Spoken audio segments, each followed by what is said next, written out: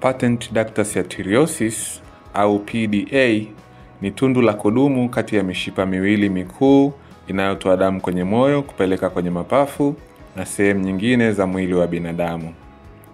Uwazi huu unaoitwa ductus arteriosus ni sehemu ya mfumo wa mtiririko wa damu kwa mtoto aliyeko tumboni. Kwa kawaida, uwazi huu hufunga muda mfupi baada ya kuzaliwa. Ikiwa haujafunga, hujulikana kama patent ductus arteriosus au PDA, ambayo ni aina ya ugonjwa wa moyo wa kuzaliwa. Kwa Kiingereza huitwa congenital heart defect.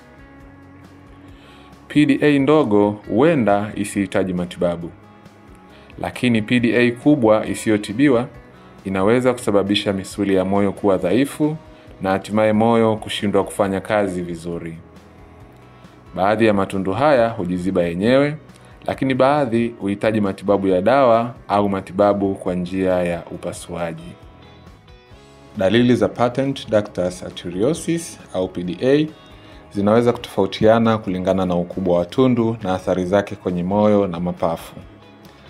Dalili za kawaida kwa watoto ni kama vile: kwanza, kupumua kwa haraka au kupumua kwa shida; pili, uchovu wa haraka wakati wa kunyonya na wakati wa kucheza; tatu, kushindwa kuongezeka uzito vizuri au uzito kupungua au ukuaji duni; nne, kukosa hamu ya kula; na tano, ngozi kupauka au kuwa na rangi ya blue, hasa kwenye midomo na vidole.